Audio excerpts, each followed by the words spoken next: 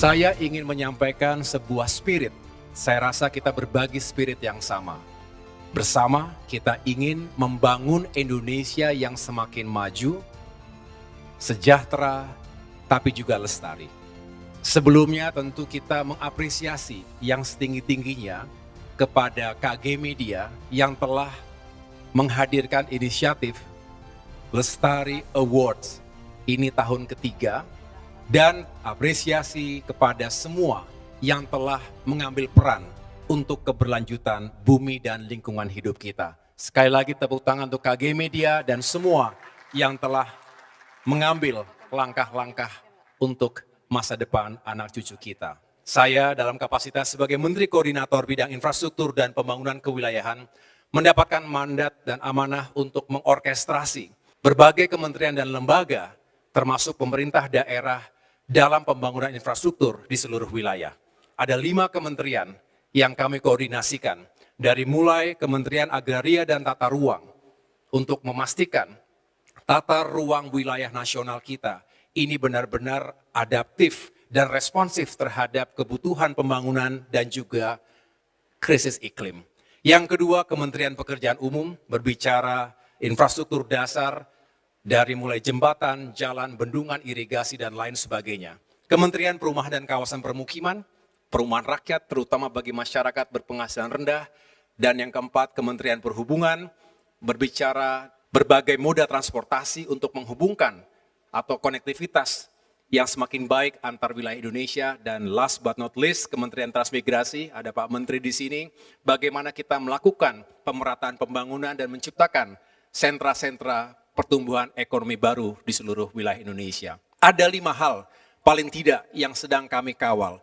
Bagaimana infrastruktur bisa membantu terciptanya swasembada, baik pangan, energi, dan air bersih. Bapak Presiden Prabowo Subianto seringkali mengingatkan bangsa yang berdaulat diawali dengan ketahanan pangan, energi termasuk menuju energi baru dan terbarukan, dan air bersih. No water, no life. Artinya kita harus memastikan ketersediaan air bersih ini untuk konsumsi rumah tangga, industri, pertanian, dan lain sebagainya. Yang kedua, infrastruktur untuk meningkatkan kualitas hidup manusia. Tadi saya menceritakan tentang perumahan rakyat. Masih cukup banyak keluarga Indonesia yang belum punya rumah sendiri atau tinggal di rumah yang kurang layak huni. Belum lagi berbicara sektor pendidikan, sektor kesehatan, kita ingin memastikan sekolah-sekolah kita semakin layak dan masyarakat kita juga punya akses yang baik terhadap pelayanan kesehatan. Yang ketiga, infrastruktur untuk meningkatkan konektivitas dan juga pertumbuhan ekonomi. Indonesia bukan negara kontinental, kita negara kepulauan terbesar di dunia. Sehingga pembangunan infrastruktur konektivitas ini tidak bisa menggunakan formulasi negara-negara kontinental seperti Amerika Serikat, Tiongkok, India, dan lain sebagainya. Kita khas, oleh karena itu tentu kita ingin terus membangun dan memperbaiki jalan-jalan di darat kita. Tapi kapasitas transportasi maritim dan udara, termasuk juga bukan hanya untuk manusia tapi barang dan jasa, semakin baik meningkatkan produktivitas dan daya saing nasional. Yang keempat, infrastruktur untuk mendukung ketahanan lingkungan. Disinilah kami tadi bisik-bisik dengan Pak Menteri Lingkungan Hidup. Lingkungan hidup adalah isu yang sangat penting, sangat strategis dan global. Tapi tentu membutuhkan dukungan infrastruktur.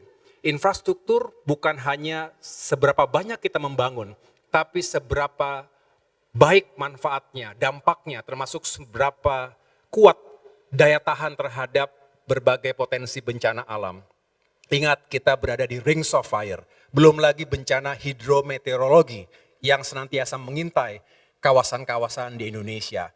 Isu sampah, polusi, sungai-sungai yang mengalami pendangkalan, ini semua adalah PR kita.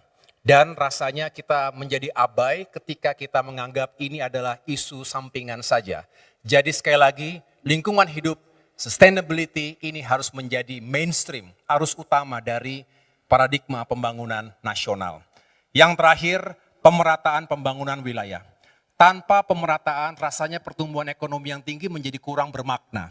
Kita akan menjadi tidak bermoral ketika ada saudara-saudara kita yang tertinggal di berbagai daerah, terutama di daerah 3T, daerah tertinggal, terdepan, dan terluar, termasuk daerah perbatasan. Inilah mengapa kita hadir untuk memastikan pertumbuhan ini juga merata di semua wilayah. Kita sering menggunakan pendekatan pentahelix, pendekatan multisektor, multi-stakeholders, tetapi seringkali juga dihambat oleh ego sektoral. Pemerintah tidak mungkin berdiri sendiri, pemerintah pusat, pemerintah daerah. Dan kita kompleks karena negara demokrasi sebesar Indonesia, semuanya adalah elected leaders, gubernur, bupati, wali kota, masing-masing punya visi, misi, program, dan budgetnya masing-masing. Kita harus mensinkronkan dan mengkolaborasikan ini dengan baik.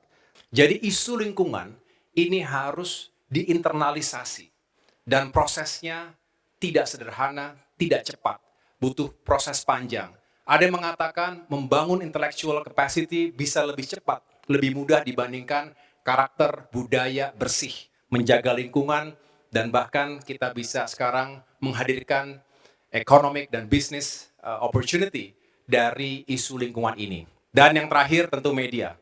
KG Media mudah-mudahan juga terus terdepan menjadi bagian dari perjuangan besar ini. Sekali lagi tepuk tangan untuk KG Media. Saya mengucapkan sekali lagi terima kasih kepada Kompas dan tentunya teman-teman media yang lain dalam pembangunan berkelanjutan ini. Kita membutuhkan sebuah pilar, bukan hanya pilar demokrasi yang kokoh, tapi juga untuk menghadirkan edukasi dan membangun awareness masyarakat luas tentang sustainability, tentang isu bumi dan lingkungan kita, mendorong partisipasi publik, mengawasi kebijakan pemerintah dan juga dunia usaha. Checks and balances bisa dilakukan oleh teman-teman media. Dan yang terakhir, tentunya mempromosikan jika ada solusi, jika ada best practice yang relevan untuk diterapkan di tengah-tengah masyarakat kita.